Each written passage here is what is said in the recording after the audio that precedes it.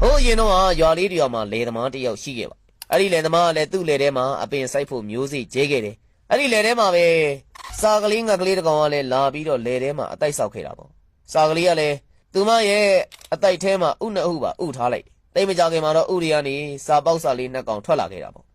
စာကလေးငါနှစ်ကောင်ကလည်းသူတို့ရဲ့အမေနဲ့တူတူပျော်ပျော်ရွှင်ရွှင်နေထိုင်ခဲ့စာကလေးကလည်းနေတိုင်းအစားရှာဖို့အတွက်တောထဲကိုသွားတတ်တယ်တနေ့သူမတောထဲကပြန်လာတဲ့ချိန်မှာတော့သူမရဲ့ကလေးနှစ်ယောက်စလုံးကြောက်နေတာကိုတွေ့ရတာပေါ့သူမကလည်းကလေးတွေကိုမေးတယ်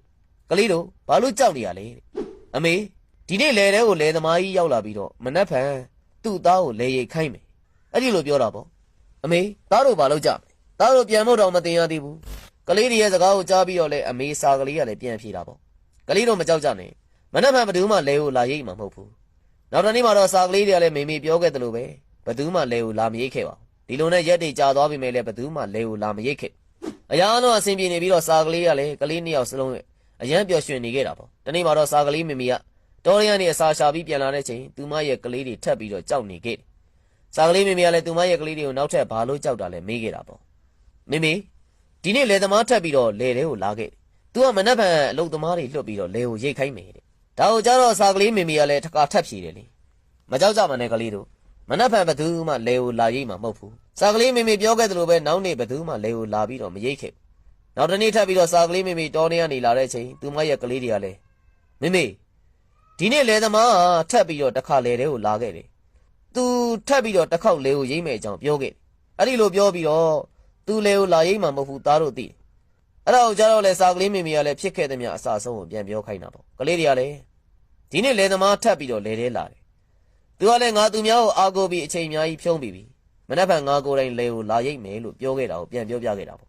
ဒါကိုကြားတော့စာကလေးမိမိကအယမ်းလန့်သွားခဲ့ကလေးတို့ငါတို့ဒီနေရာကနေအမြန်ဆုံးထပ်တော့မှဖြစ်မယ်ပြီးရင်နောက်တနေရာမှာအသိဆောက်ရမယ်မနှက်ဖန်လေသမားလာပြီးတော့ကောက်ရိတ်လိုက်ဒါကိုကြားပြီးတော့ကလေးတွေကလည်းမေးခွန်းပြန်မိတာပေါ့အမေလေသမားအဲ့ဒီလိုရိမ့်မယ်အကြောင်းခဏပြောခဲ့တာလေဒါပေမဲ့ဘယ်သူမှလာပြီးမရိတ်ခဲ့မနှက်ဖန်လေသမားလာလိမ့်မယ်လို့မိမိဘာလို့ယုံသွားရလဲအမေစာကလေးကလည်းပြန်ပြေးတာပေါ့ပထမအချိန်လေသမားလေရိတ်ဖို့အတွက်သူ့သားကိုအားကိုးခဲ့ဒုတိယအချိန်မှာအလုသမားအပေါ်မှာမိခိုခဲ့သူများတို့သာမိခိုနေရရင်အလုကဘယ်တော့မှပြီးမှာမဟုတ်ဘူးတတိယအချိန်မှာကျတော့သူကိုယ်တိုင်လေရိတ်ဖို့ဆုံးဖြတ်တာမို့လို့မနှက်ဖန်တကယ်လာရိတ်လိမ့်မယ်အဲ့ဒီအချိန်မှာကလေးတွေကလည်းပြန်နိုင်တဲ့အရွယ်ရောက်နေကြပြီသူတို့အားလုံးကလည်းလေတွေကနေပြန်နောက်တနေရာမှာအတိုက်ဆောက်နေကြနောက်နေမှာတော့လေသမားကလည်းလေကိုလာပြီးတော့ရိတ်သိမ်းတာကိုစလုပ်ခဲ့တာပေါ့ပရိသတ်တို့ရေသူများပေါ်မှာမိကိုတတ်တဲ့လူရဲ့အလုကဘယ်တော့မှမပြီးတတ်ဘူး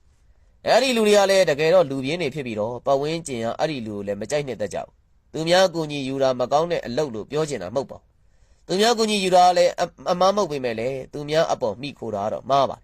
ကိုယ့်ရဲ့အလုပ်ကိုကောင်းကောင်းမွန်မွန်နဲ့အချိန်မီပြီးခြင်းရင်အဲ့ဒီအလုပ်ကိုကိုယ်တိုင်လုပ်တာပိုကောင်းပါတယ်ကိုယ့်ရဲ့အလုပ်ကိုကိုယ်တိုင်လုပ်တာလည်းပြိတ္တတို့ပါဝါရှိစေပါတယ်အဲ့လိုမျိုးပဲကိုအားကိုပြီးတော့ပါဝါရှိတဲ့လူကိုပတ်ဝန်းကျင်ကလည်းလေးစားတာပေါ့